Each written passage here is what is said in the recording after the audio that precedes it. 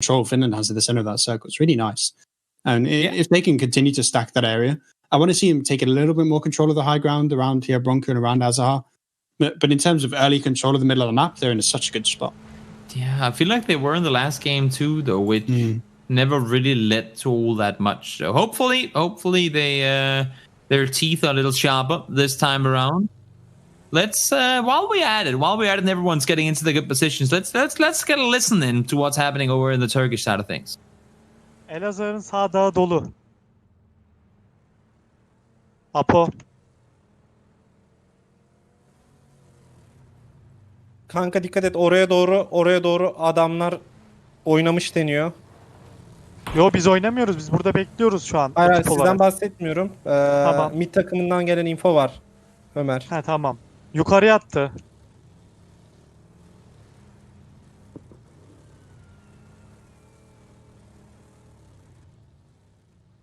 It's very informational, very informing there. Can you translate that for us, Luke? I wish. I mean, I heard the word info. So that I understood that one.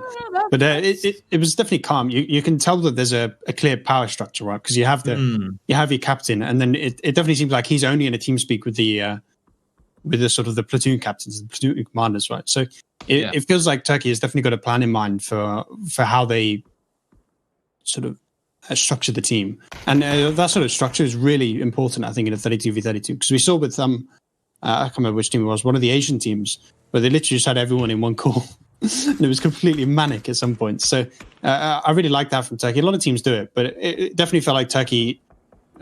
You could tell from like how calm they were, that they know what they're doing, that everything's going to plan so far, at least. Tubsik is the last one to rotate around. Fortunately for him, the Turkish players weren't guarding the gates, so he'll be able to sneak his way through. They still have that one player advantage. Whether that's going to be enough to win it, of course, we don't know yet. Oh, no, actually, there were more. There was one more. One more Finnish player trying to make his way around. A lot of shots being fired already. If we can take a look at the map, maybe we can start getting a bit over, because we have 25 seconds until the new circle pops, and I don't know. I mean, right now, it's very similar to me as last game. You have Finland in all kinds of center, but Turkey is also pretty well positioned on the hillsides they have to play around. Yeah, but on that Wrangle game, Turkey had a very sort of coherent front line, right? They were all sort of together, and they were able to execute that death stack onto the hill that really won them the game. But this time, they're split into these two groups, south and west. And with this circle, they're pretty much going to spend the whole game isolated. So it's going to be really rough. I mean, I expect maybe they'll try and get into Azaha, and we might see a bit of a city ending. But this northern group, it's going to be very rough for the group around Kodaval and Tierra Bronca to have any impact on this game. Yeah, so you can see Finland has, on purpose, taken everybody out of the city, but instead they're playing all the hills around it, except for the south side, of course.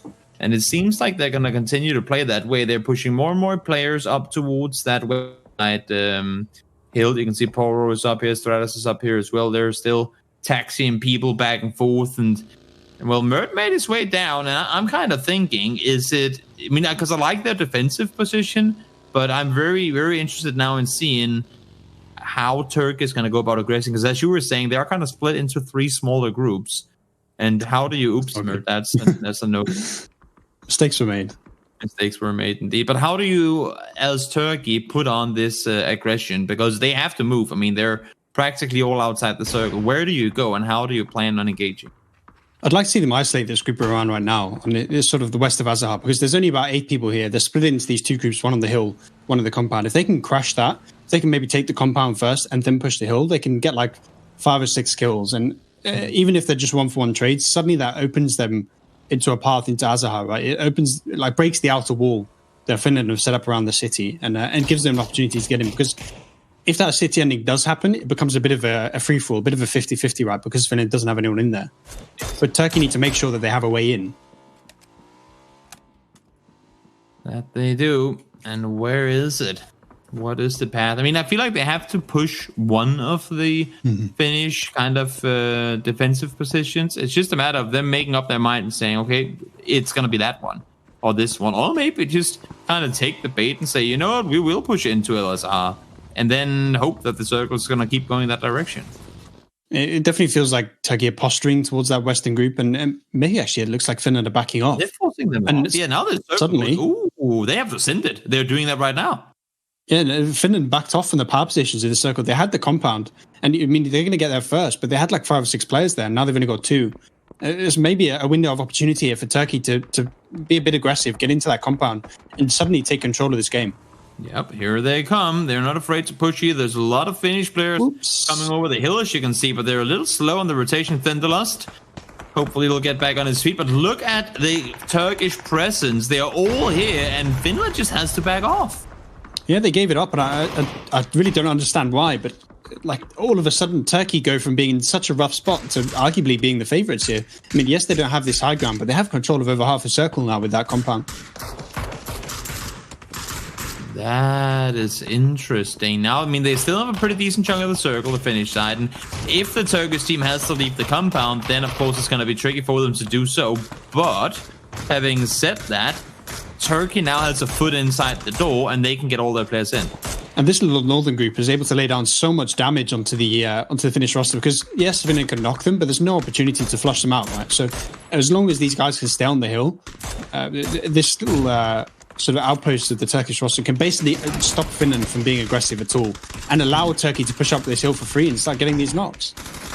It's going to be very interesting. Nades are being thrown forward. That's a it's very good one as well. Smash gets 2. Huth gets 1 more. And that, my friends, is how you deal with a lot of players at a very short time. And that's where it goes from a pretty even game to suddenly swinging in Turkey's favour. A 4-kill advantage is probably going to be a lot more than that very soon. As Huth gets 2 down for free. There's not even any trading coming. He gets a 3rd. Wow, speak of a front man you want to your team. Huth finds multiple kills, both with guns and nades. And once again, Turkey is all over the leaderboard. Yeah, it just feels like Finland doesn't have any way to counter it. The Turkish roster is so coherent, so well sort of working as a team. And they're able to just slowly work their way up this hilltop. And with that long-range cover, means that Finland can't peek over the top, right? They can't look down the ridge and take out those kills. So it's always Turkey being aggressive. But there's a big fight going on the hill on the eastern side that looks like it's going in Finland's favour for now. Yeah, Finland are getting quite a few of the kills back that they lost before, it seems. A lot of the players are falling. Therefore, trying to... I mean, Turkey also has to play this one careful, right? Because they cannot just full speed send it into their face. They know that there will be... more Finnish players at a distance trying to hold off Anonymous on his own far away as well. That ain't gonna be easy, looking into the sky saying, oh lord, can you please just give me a vehicle? And this is where Turkey now can just slow down, right? They had that initial aggression, now they can just stop, and Finland has to be the aggressive. But it looks like actually Finland, maybe they want to be the aggressive because they've got 3 kills untraded so far. Yeah, they tried to flank around. They sent a little bit of a squad around the south side, and it seems like it's allowed for them to push underneath. Now, how does Turkey respond? Jupsik is on the side, has vision on 1 billion players. No one seems to realize that he's there. But he was only able to get 1 down for now. It's a position where he kind of has to get 3 or 4, right? He has to do something massive.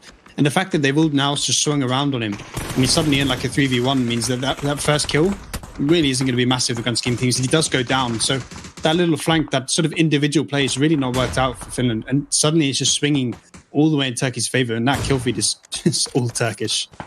It sure seems to be.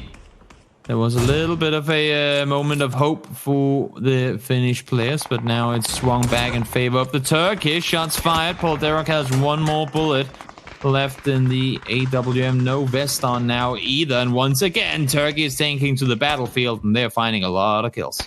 And I think that Jupsik play was a perfect example of exactly why Turkey are doing well, because Finland are relying on those individual plays, right? They're relying on that one guy to go on a flank and get a triple kill. Whereas Turkey, it just feels like they're always working together, always working as like a 3 or 4 man group. That it just seems to get, like, even when they go down, they always get traded, and the other guy always steps in and gets another kill. So I think that's a big reason why Turkey are doing so well, and also why they're back-to-back champions. Yeah, and pushing over the top now. Again, the numbers that we're seeing on top aren't including knocked players, and I see there are a few knocked players on both sides, so numbers might not be exactly as they are. Misa, Jap finds kills. Is it enough, though? Turkey has 99.9% circle control here, and I'm not seeing what Finland can do at this point, to be fair. Yeah, it just feels like Turkey are just so much better as a team right now. I mean, yes, mechanically the teams are pretty well balanced, but Turkey just rolling over them. Like neither game has been close. Both times Finland has had the sort of the ascendancy in position, and Turkey's just found a way to roll through them. And realistically now, Misa once again left on his lonesome, taken out. There we go. The victory in Turkey's favour. The second map going Turkey's way. And that was rough. Oh, it was. And I feel like it's kind of the same situation